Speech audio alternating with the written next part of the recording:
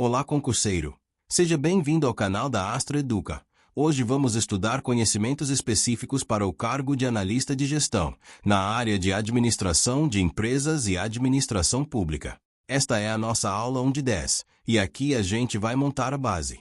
Administração geral dentro da teoria geral da administração, as principais abordagens e o que cada uma trouxe de contribuição, além de desenvolvimento organizacional. E um tema que muita gente ignora, mas cai em prova e ajuda demais a interpretar enunciados, metáforas e organizações. Quando a banca fala em teoria geral da administração, ela quer que você entenda a administração como um campo que evoluiu tentando responder a problemas diferentes em épocas diferentes. Então, o primeiro cuidado é não decorar escolas como se fossem caixinhas isoladas. O que funciona é você enxergar a lógica histórica. No começo, a preocupação era produtividade e controle. Depois, as pessoas e grupos. Depois, estrutura e ambiente. E, por fim, mudança, estratégia, aprendizagem e cultura. Se você enxerga essa linha, fica muito mais fácil acertar questões que pedem associação de autor, conceito e foco. Na abordagem clássica e na administração científica, o centro é eficiência. Taylor, na administração científica, olha para o trabalho no nível do chão de fábrica, para tarefas, tempos e movimentos, padronização, treinamento e incentivos. O objetivo é produzir mais com menos desperdício. Em prova, o que você guarda? Foco na tarefa, no método, na produtividade e no controle do desempenho individual. Já Fayol, na teoria clássica, olha para a organização como um todo e para a função do administrador. É daqui que vem a ideia de funções administrativas como planejar, organizar, dirigir e controlar, e também princípios como unidade de comando, hierarquia, centralização ou descentralização em certo grau, disciplina, coordenação. A contribuição principal dessas abordagens é criar linguagem e estrutura de gestão, mas a crítica é que elas tendem a tratar a organização como algo mecanicista, ignorando conflitos, informalidade e a dimensão humana. A burocracia, associada a Max Weber, entra como uma tentativa de organizar o poder e reduzir a arbitrariedade. O foco aqui é racionalidade legal, regras formais, impessoalidade, carreira baseada em mérito, divisão clara de responsabilidades e autoridade. Em administração pública, isso aparece muito, porque o modelo burocrático tem relação direta com legalidade, padronização de processos e controle. Em prova, a banca pode cobrar tanto as virtudes quanto as disfunções. Virtudes: previsibilidade, estabilidade, uniformidade, redução de favoritismo. Disfunções: excesso de formalismo, rigidez, papelório, demora, dificuldade de adaptação, foco no procedimento e não no resultado. Quando surge a Escola das Relações Humanas, com Elton Mayo e os estudos de Hawthorne, muda o foco. Produtividade não depende só de método e salário, mas também de fatores sociais e psicológicos. A organização passa a ser vista como grupo humano, com liderança, comunicação, motivação, clima, normas informais. A contribuição central é mostrar a importância dos aspectos humanos e do comportamento de grupo. A pegadinha de prova é achar que isso anula a visão clássica. Não anula. Ela complementa, porque a organização tem processos e pessoas. A crítica clássica é que, às vezes, essa escola cai num otimismo exagerado, como se a harmonia resolvesse tudo, e ignora conflitos de interesses.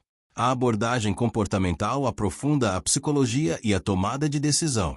Aqui entram autores ligados à motivação e liderança. Em termos de motivação, você precisa entender o básico. Maslow fala em hierarquia de necessidades. Herzberg diferencia fatores higiênicos, que evitam insatisfação, de fatores motivacionais, que geram satisfação. MacGregor propõe teoria X e teoria Y, mostrando como crenças do gestor sobre pessoas influenciam o estilo de liderança e os resultados. Em prova, costumam perguntar qual teoria combina com participação, autonomia e confiança, que é a teoria Y. E aqui aparece também a racionalidade limitada. O administrador não decide com informação perfeita. Ele decide com limitações de tempo, informação e capacidade humana, buscando soluções satisfatórias, não necessariamente a ótima teórica. A abordagem estruturalista e a neoclássica aparecem como tentativas de reorganizar e integrar ideias. A neoclássica retoma princípios clássicos com linguagem mais prática e voltada a resultados, destacando objetivos, eficiência e a administração como processo. A estruturalista enfatiza a organização como sistema social complexo, com relações formais e informais, conflitos, múltiplos objetivos e interação com outras organizações. Em prova, estruturalismo costuma aparecer ligado à complexidade, ambiguidade e análise das organizações como parte de um contexto maior. Quando você chega na abordagem de sistemas, a chave é entender a organização como um conjunto de partes interdependentes, que recebe entradas, transforma e gera saídas, em interação com o ambiente, com feedback e adaptação. É uma visão muito cobrada porque conversa bem com a administração pública moderna, que exige integração entre áreas, visão de processos e foco em resultados para a sociedade. A abordagem contingencial vem como uma mensagem direta. Não existe um modelo único de administração que sirva para todas as organizações. O que funciona depende do ambiente, do tamanho, da tecnologia, da estratégia, da cultura e das pessoas. Em prova, sempre que aparecer depende do contexto. Não há uma melhor forma universal. Ajuste ao ambiente. Você deve pensar em contingência. Agora, entrando em desenvolvimento organizacional, que é um tema que liga teoria com mudança real. Desenvolvimento organizacional, ou DO, é uma abordagem de mudança planejada, baseada em ciências do comportamento, que busca melhorar a eficácia organizacional e o bem-estar das pessoas, trabalhando cultura, processos, relações e capacidade de adaptação. O DO não é uma ação pontual do tipo fazer um curso e pronto.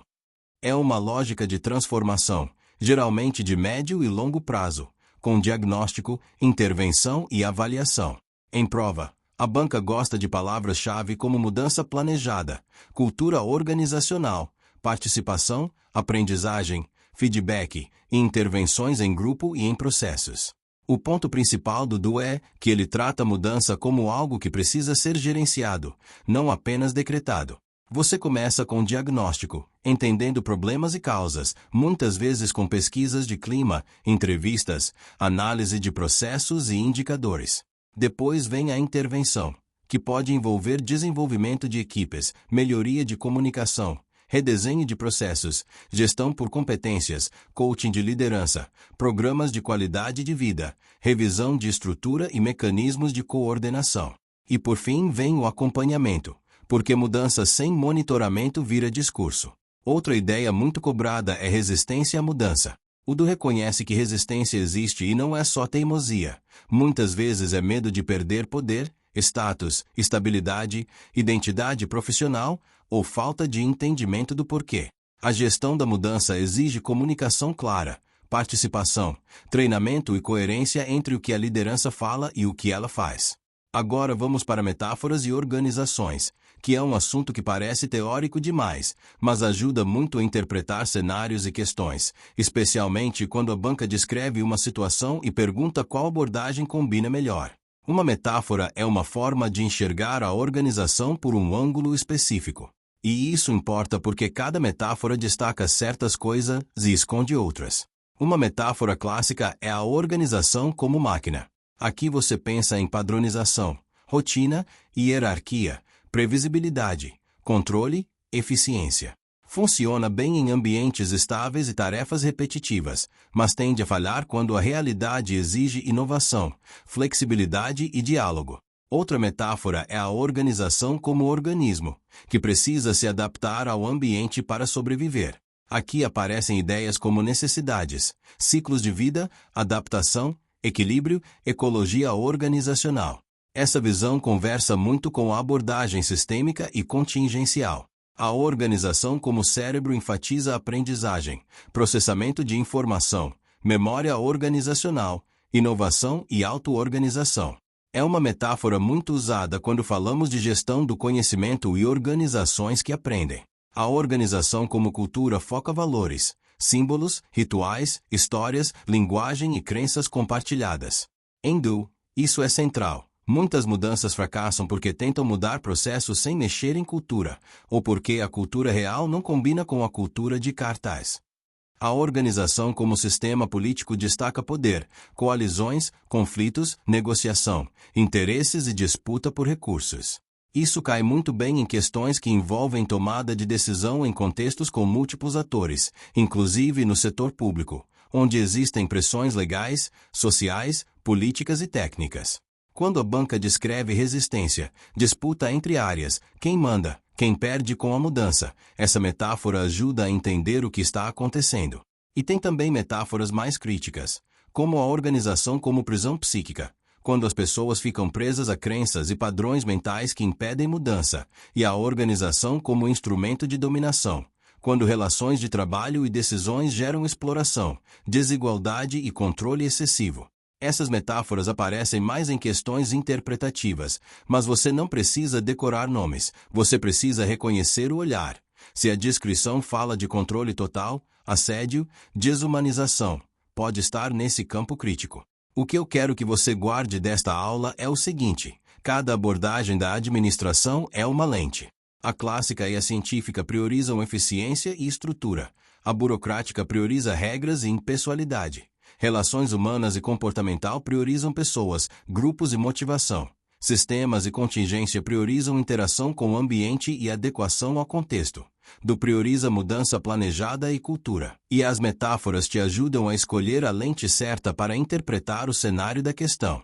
Se você domina isso, você consegue acertar muita questão só por reconhecer o cheiro do enunciado.